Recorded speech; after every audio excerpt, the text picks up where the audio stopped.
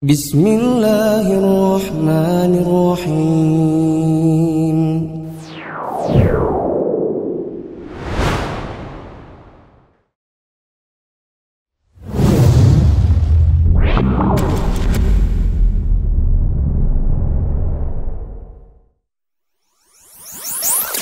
Bismillahirrahmanirrahim. Assalamualaikum warahmatullahi wabarakatuh. Alhamdulillahirabbil alamin. Wassalatu wassalamu ala asyrafil anbiya'i wal mursalin wa ala alihi wa ashabihi ajma'in.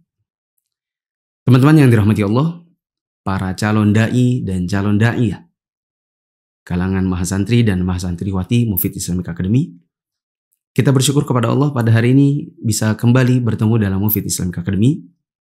Dan mulai hari ini insya Allah kita akan masuk dalam level yang baru, yang di dalamnya kita akan mulai berbicara tentang kelanjutan dari Tauhid, sebagaimana yang pernah kita bahas dalam rukun Islam, yaitu pelajaran berkaitan dengan sholat.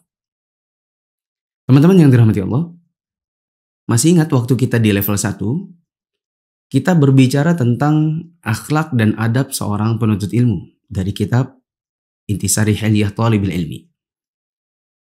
Kita belajar tentang bagaimana cara seorang penuntut ilmu mengemban ilmunya yang nanti akan berbuah kepada amalan pribadi, kehidupan sehari-hari, mulai dari cara bicara, gaya bahasa, cara memanage waktu, cara beradab dengan teman, diri sendiri, bahkan kepada guru, hingga kepada buku.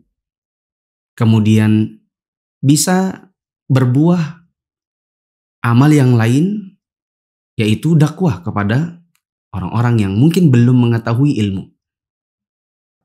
Kita belajar ini dari Intisari Hilyah Thalibil Ilmi.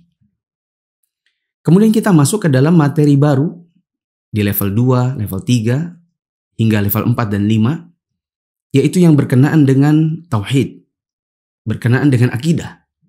Karena inti dari agama kita adalah akidah, tauhid, di mana seseorang akan bisa dijamin masuk surga manakala ada tauhid pada dirinya. Dan meskipun banyak amalannya, kalau orang tersebut tidak bertauhid, mengerjakan perbuatan syirik, maka akan terhapus seluruh amal-amalnya. Ibarat agama ini adalah pohon, maka akarnya adalah tauhid.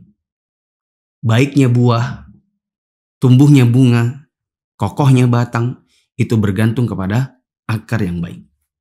Demikianlah tauhid pada agama seseorang. Kemudian setelah tauhid, kita harus mulai mengetahui amal-amal yang kita kerjakan dalam kehidupan kita sehari-hari.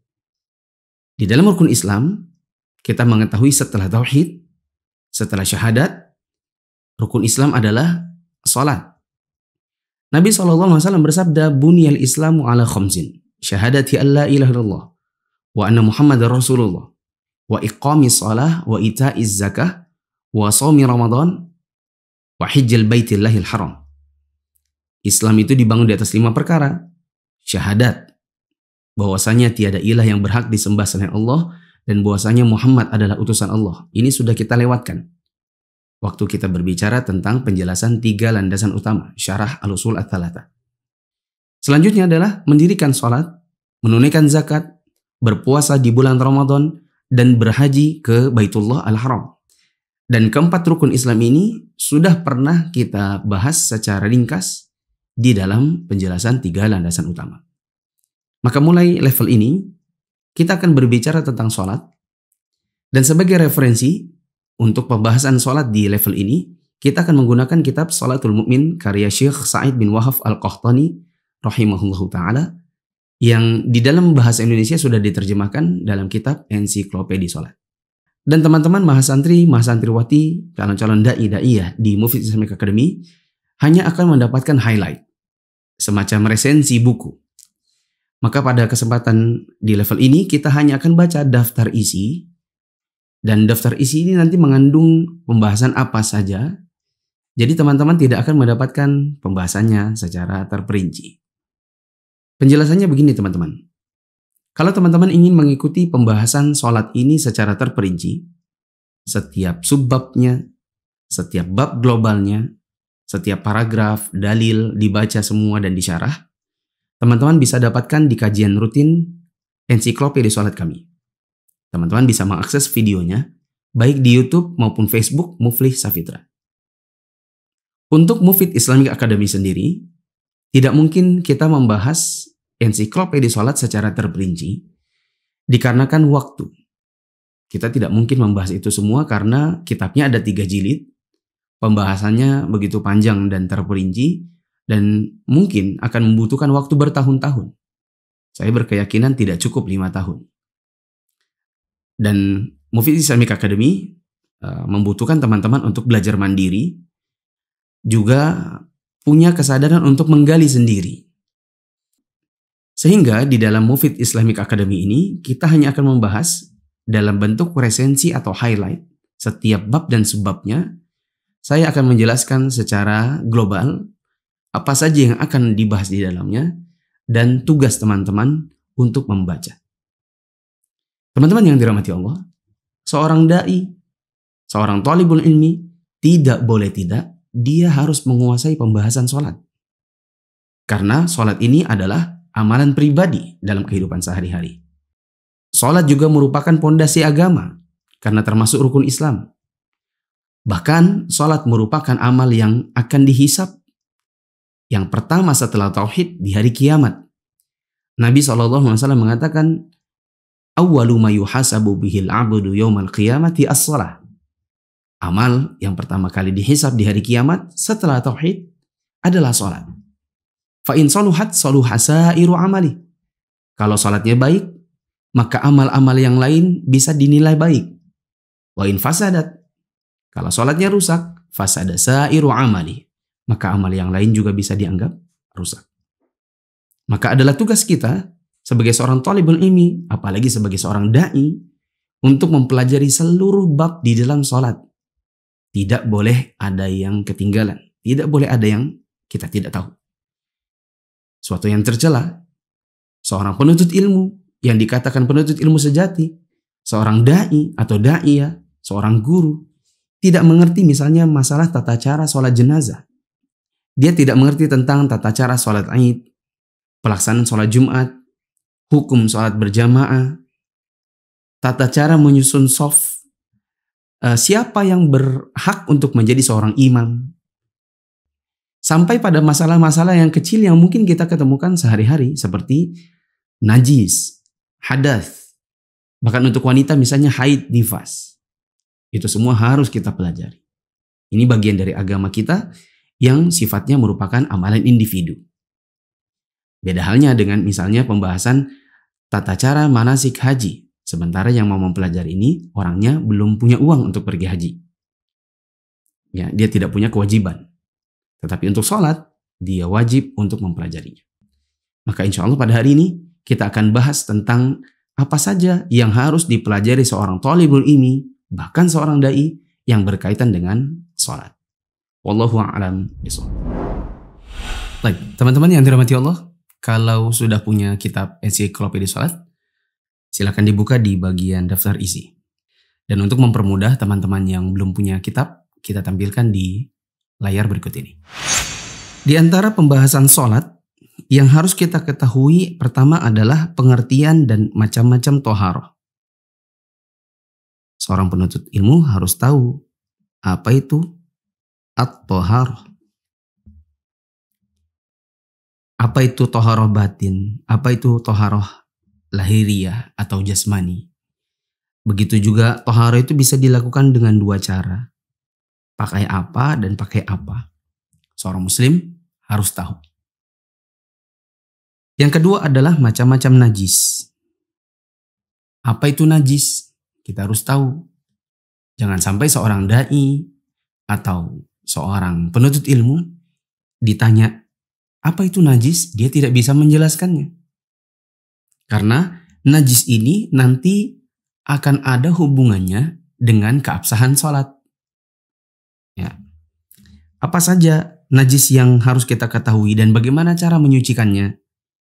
Di antara yang disebutkan oleh penulis di sini adalah pertama air seni, kemudian feses, darah haid, Bagaimana kalau darah biasa? Jilatan anjing ke dalam bejana. Bagaimana kalau jilatan anjing di celana? Darah biasa yang mengalir. Daging babi. Bangkai. Bangkai ini bangkai apa saja? Air wadi. Apa air wadi itu?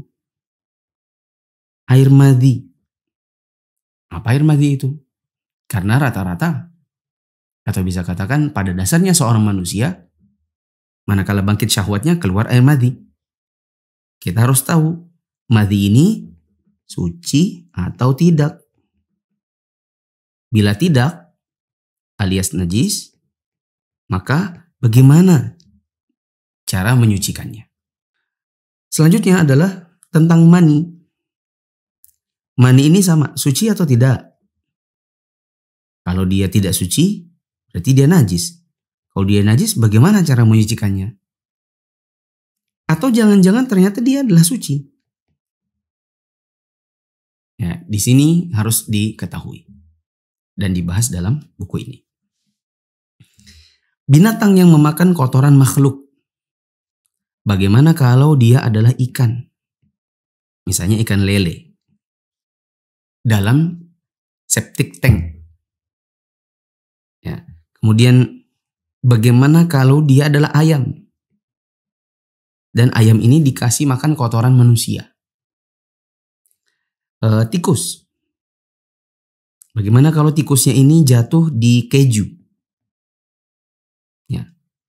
Maksudnya tapi kejunya besar gitu ya. Keju balok misalnya besar. Dan tikusnya ada di sini. Bagaimana? Bagaimana kalau ini drum? Ya, banyak airnya. Ada tikus cemplung. Bolehkah dipakai berwudu?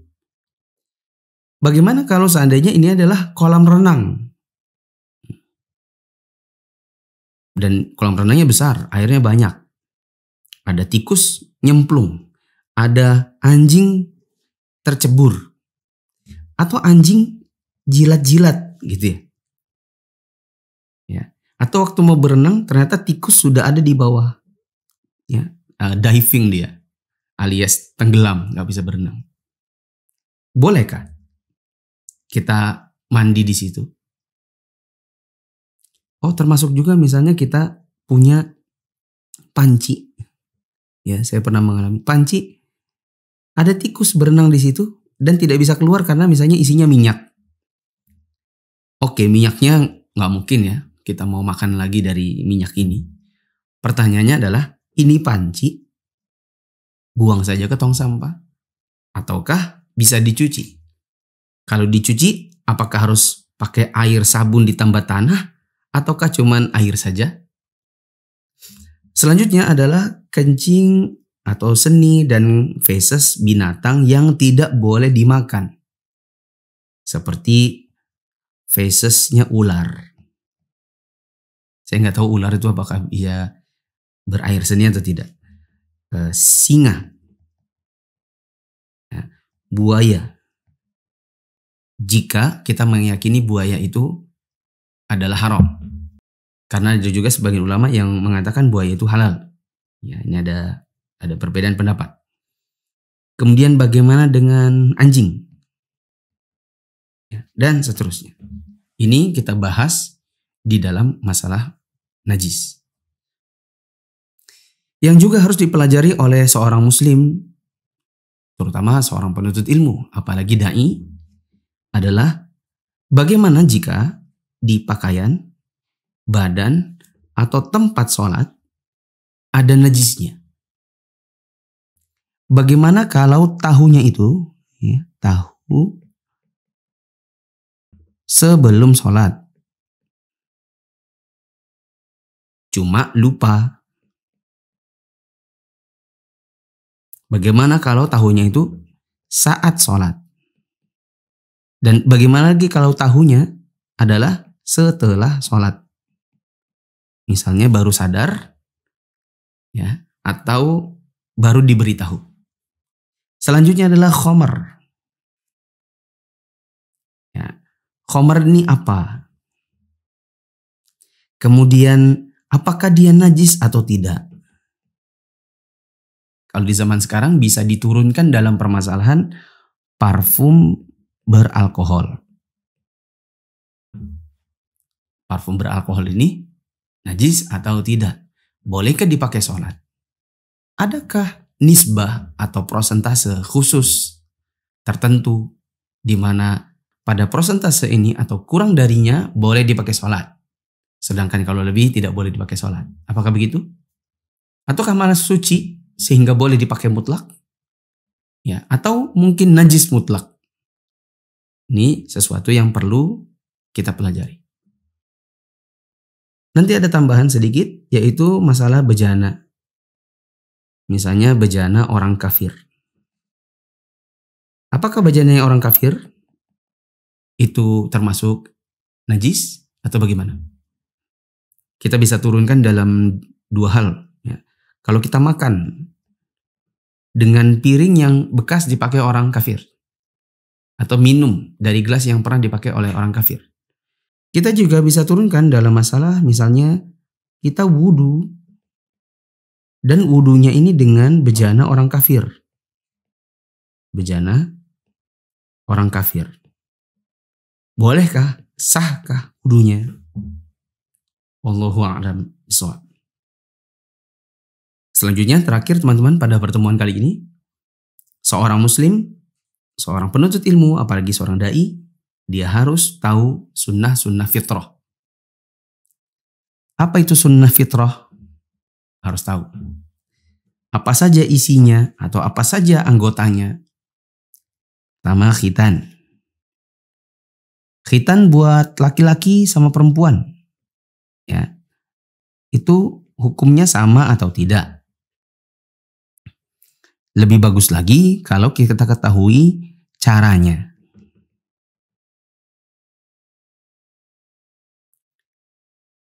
Juga harus dipelajari seorang muslim adalah tentang mencukur bulu kemaluan. Caranya atau alatnya. Selanjutnya adalah mencabut bulu ketiak. Apakah boleh? Bukan dicabut tapi cuma dicukur. Ataukah harus dicabut? Ya. Kalau ini beda, apakah ada pahala yang berbeda? Ya.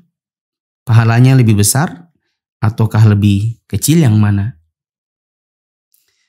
Kemudian memotong kuku, mencukur kumis, memanjangkan jenggot.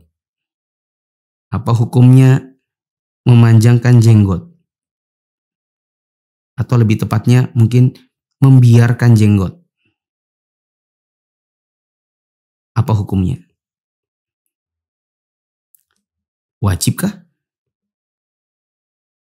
Atau sunnah sajakah? Kemudian gosok gigi. Kapan waktunya? Membasuh barojim. Barojim itu apa? Istinsyak. Istinsyak itu apa? Kapan? Dan yang terakhir adalah istinja dan intidoh. Apa itu? Ya, seorang muslim, apalagi seorang dai, harus tahu hal-hal ini. Mungkin ini dulu sampai di bab 3. Insya Allah kita akan lanjutkan pada pertemuan yang berikutnya. Subhanakallahumma wa bihamdika asyhadu an la ilaha illa anta astaghfiruka wa atubu ilaik. Wassalamualaikum warahmatullahi wabarakatuh.